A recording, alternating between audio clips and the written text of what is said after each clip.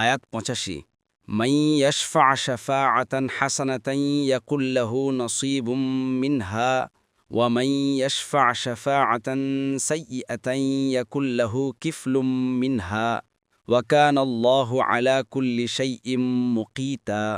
অনুবাদ: কেউ কোনো ভালো কাজের সুপারিশ করলে তাতে তার অংশ থাকবে, এবং কেউ কোনো মন্দ কাজের সুপারিশ করলে তাতে তার অংশ থাকবে, আর আল্লাহ সবকিছুর উপর নজর রাখেন।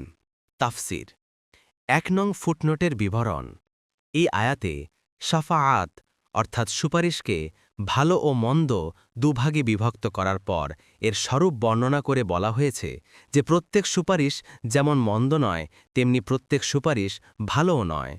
আরও বলা হয়েছে যে ব্যক্তি ভালো সুপারিশ করবে সে সওয়াবের অংশ পাবে, এবং যে ব্যক্তি মন্দ সুপারিশ করবে সে আযাবের অংশ পাবে। সুতরাং যে ব্যক্তি কারো বৈধ অধিকার ও বৈধ কাজের জন্য বৈধ পন্থায় সুপারিশ করবে সেও সওয়াবের অংশ পাবে, তেমনিভাবে যে ব্যক্তি অবৈধ কাজের জন্য অথবা অবৈধ পন্থায় সুপারিশ করবে সে আযাবের অংশ পাবে।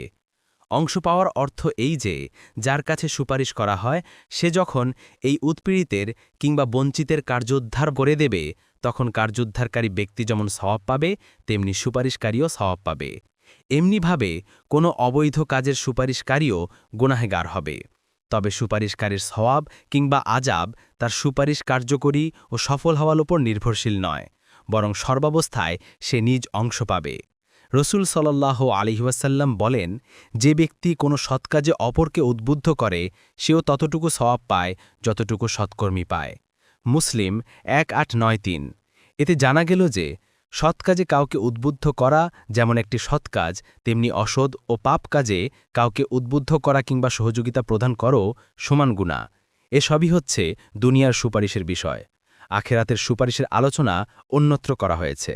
২ নং ফুটনোটের বিবরণ। আবিধানিক দিক দিয়ে মুকিতুন শব্দের অর্থ ৩টি। ১. শক্তিশালী, সংরক্ষক ও ক্ষমতাবান। ২. উপস্থিত ও দর্শক। এবং ৩. রুজি বন্টনকারী। উল্লিখিত বাক্যে ৩টি অর্থই প্রযোজ্য। প্রথম অর্থের দিক দিয়ে বাক্যের অর্থ হবে আল্লাহ তাআলা প্রত্যেক বস্তুর উপর ক্ষমতাবান, যে কাজ করে এবং যে সুপারিশ করে তাদেরকে প্রতিদান কিংবা শাস্তিদান তার পক্ষে কঠিন নয়। দ্বিতীয় অর্থের দিক দিয়ে বাক্যের অর্থ হবে আল্লাহ তাআলা প্রত্যেক বস্তুর পরিদর্শক, কে কোন নিয়তে সুপারিশ করে, আল্লাহর ওয়াস্তে মুসলিম ভাইয়ের সাহায্যার্থে করে না ঘুষ হিসেবে তার কাছ থেকে কোনো মতলব হাসিলের উদ্দেশ্যে করে, তিনি সে সবই জানেন। তৃতীয় অর্থের দিক দিয়ে মর্ম হবে রিজিক ও রুজি বন্টনের কাজে আল্লাহ স্বয়ং জিম্মাদার, যার জন্যে যতটুকু লিখে দিয়েছেন সে ততটুকু অবশ্যই পাবে। কারো সুপারিশে তিনি প্রভাবিত হবেন না, বরং যাকে যতটুকু ইচ্ছা দেবেন। তবে সুপারিশকারী ব্যক্তি মাঝখান থেকে সাবাব পেয়ে যাবে, কেননা এটা হচ্ছে দুর্বলের সাহায্য। হাদিসে বলা হয়েছে আল্লাহ তাআলা ততক্ষণ পর্যন্ত বান্দার সাহায্য অব্যাহত রাখেন যতক্ষণ সে কোনো মুসলিম ভাইয়ের সাহায্যে ব্যাপৃত থাকে। তোমরা সুপারিশ করো, সাওয়াব পাবে। অতঃপর আল্লাহ স্বীয় পয়গাম্বরের মাধ্যমে যে ফয়সালা করেন তাতে সন্তুষ্ট থাকো। ১-৪-৩-২ মুসলিম ২-৬-২-৭। এ কারণেই কুরআনুল কারীমের ভাষায় ইঙ্গিত রয়েছে যে সুপারিশের সওয়াব ও আযাব সুপারিশ সফল হওয়ার উপর নির্ভরশীল নয়, বরং সুপারিশ করলেই সর্বাবস্থায় সওয়াব অথবা আযাব হবে। আপনি ভালো সুপারিশ করলেই সওয়াবের অধিকারী হয়ে যাবেন, এবং মন্দ সুপারিশ করলেই আযাবের যোগ্য হয়ে পড়বেন, আপনার সুপারিশ কার্যকরী হোক বা না হোক।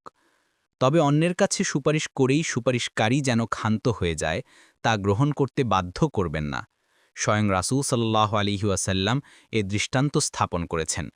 আয়েশা রাদিয়াল্লাহু আনহার মুক্ত করা বাদী বাড়িরা দাসী অবস্থা থেকে মুক্ত হওয়ার পর তার স্বামী মুগীসের কাছ থেকে পৃথক হয়ে যান। মুগীস বাড়িরার ভালোবাসায় পাগলপাড়া হয়ে পড়লে রাসূল সাল্লাল্লাহু আলাইহি ওয়াসাল্লাম মুগীসকে গ্রহণ করার জন্য বাড়িরার কাছে সুপারিশ করেন। বাড়িরা বললেন, ইয়া রাসূলুল্লাহ সাল্লাল্লাহু আলাইহি ওয়াসাল্লাম, এটি আপনার নির্দেশ হলে শিরোধার্য, পক্ষান্তরে সুপারিশ হলে আমার মন তাতে সম্মত নয়। রাসূল সাল্লাল্লাহু আলাইহি ওয়াসাল্লাম বললেন, নির্দেশ নয়, সুপারিশই। বাড়িরা জানতেন যে রাসূল সাল্লাল্লাহু আলাইহি ওয়াসাল্লাম নীতির বাইরে অসন্তুষ্ট হবেন না, তাই পরিষ্কার ভাষায় বললেন, তাহলে আমি এ সুপারিশ গ্রহণ করব না। বুখারী ৪৯৮৯।